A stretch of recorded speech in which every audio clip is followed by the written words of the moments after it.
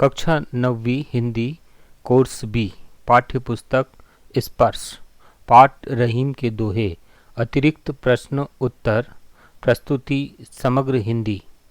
निम्नलिखित प्रश्नों के उत्तर लिखिए। प्रश्न 1, सागर की बड़ाई क्यों नहीं होती? रहीम के दोहों के आधार पर लिखिए। उत्तर है, समुद्र में अथाह जल होता है किंतु खारा होने के कारण कोई भी प्राणी अपनी प्यास समुद्र के जल से नहीं बुझा पाता, इसलिए उसकी प्रशंसा नहीं होती। प्रश्न 2, रहीम का मानना है कि व्यक्ति को अपनी पीड़ा छिपाकर रखनी चाहिए, ऐसा क्यों? उत्तर है, क्योंकि यदि हम अपनी पीड़ा लोगों को बताएंगे तो लोग हमारी पीड़ा कम करने के बजाय हमारा मजाक उड़ाएंगे, हम पर हंसेंगे। प्रश्न 3, नट किस कला में सिद्ध होने के कारण ऊपर चढ़ जाता है? रहीम के दोहे के आधार पर लिखिए। उत्तर है, नट स्वयं को समेटकर, सिकोड़कर तथा संतुलित करने की कला में सिद्ध होता है। प्रश्न 4, रहीम के अनुसार मोती का मूल्य कब तक होता है? उत्तर, रहीम के अनुसार मोती का मूल्य तब तक ही होता है जब तक उसमें चमक होती है, अर्थात पानी होता है। प्रश्न 5, अवध नरेश चित्रकूट में कब व क्यों रहे? उत्तर, अवध नरेश को चित्रकूट में वनवास के समय रहना पड़ा क्योंकि उन्हें 14 वर्ष का वनवास मिला था। प्रश्न 6, व्यक्ति को अपने पास संपत्ति क्यों बचाए रखना चाहिए?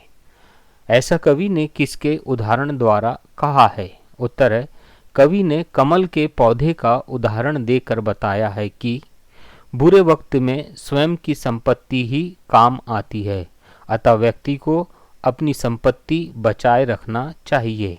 प्रश्न 7, रहीम के अनुसार कौन सा जल स्रोत या साधन उपयोगी होता है? रहीम के दोहे के आधार पर लिखिए। उत्तर है, कवि के अनुसार कीचड़ वाला जल स्रोत ही उपयोगी होता है क्योंकि उससे सभी जीव जंतु अपनी प्यास बुझा सकते हैं किंतु समुद्र के खारे पानी से नहीं।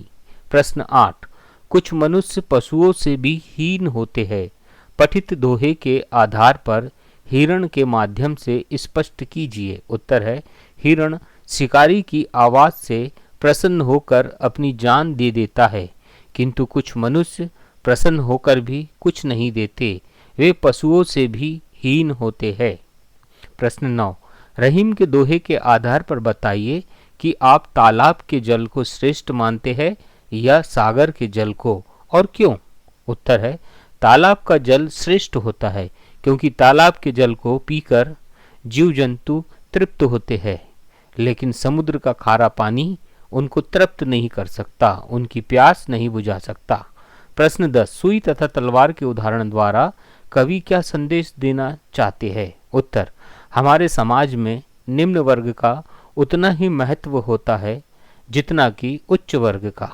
हमें निम्न वर्ग की उपेक्षा नहीं करनी चाहिए क्योंकि जहाँ सुई काम आती है वहाँ तलवार नहीं।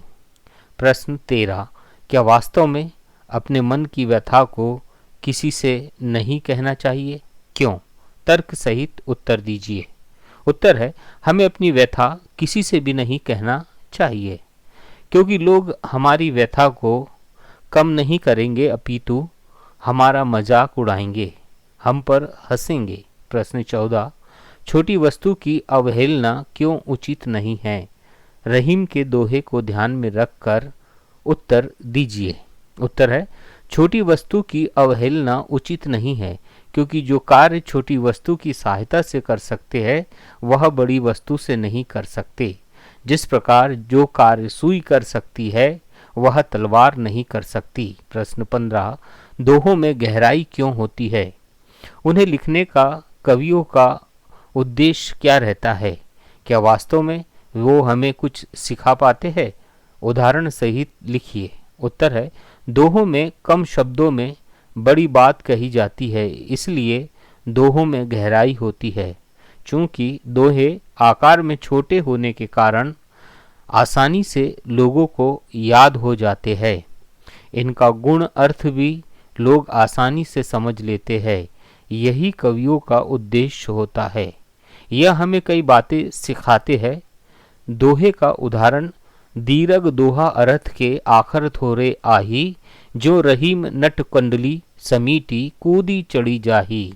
प्रश्न 16, रहीमदास ने पानी के बिना सब सूना यह कहा है। क्या इस पंक्ति से हमें कोई सीख मिलती है?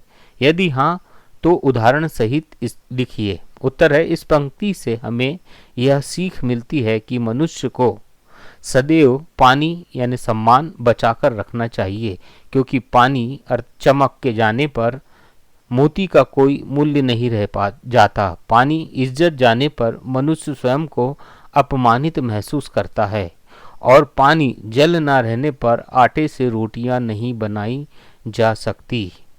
प्रश्न 17, बात को संभाल कर कहना चाहिए। किसी के साथ अनुचित व्यवहार क्या परिणाम छोड़ जाता है? उदाहरण सहित व्यक्त करें। उत्तर, जिस प्रकार फटे दूध से मक्खन नहीं बना सकते, उसी प्रकार यदि एक बार कोई बात बिगड़ जाए तो फिर उसे सुधारा नहीं जा सकता। इसलिए हमेशा सोच समझकर दूसरों से बात करनी चाहिए। प्रश्न 18, निम्नलिखित पद्यांश को पढ़कर दिए गए प्रश्नों के सही उत्तर विकल्पों में से चुनिए। नाद रीझी तन देत मृग, नर धन हेत समेत, ते रहीम पशु से अधिक रिजहु कछु न देत। बिगड़ी बात बने नहीं लाख करो किन कोय, रहीमन फाटे दूध को मथे न माखन होए। नाद पर रीछ कर अपने प्राण कौन दे देता है? शेर, हिरनी, बाघ, हाथी। उत्तर है हिरनी। दूसरा, प्रथम दोहे में किस पर करारा व्यंग किया गया है? धनी व्यक्ति पर, कंजूस व्यक्ति पर, कायर व्यक्ति पर, धनी किंतु कंजूस व्यक्ति पर। तो उत्तर है धनी किंतु कंजूस व्यक्ति पर। तीसरा, फटे हुए दूध से क्या नहीं बन सकता? दही, मलाई, पनीर, मक्खन। उत्तर है मक्खन नहीं बन सकता। बिगड़ी बात की तुलना कवि ने की है दूध से, मक्खन से, दही से, जल से। उत्तर है दूध से। पांचवा, हिरण की प्रशंसा कवि ने किस उद्देश्य से की है? का उसका शरीर सुंदर है इसलिए, वह नाद पर मोहित होकर अपना शरीर त्याग देता है, वह मनुष्य से अधिक समझदार होता है, वह तेज गति से दौड़ता है। उत्तर है वह नाद पर मोहित होकर अपना शरीर त्याग देता है। धन्यवाद।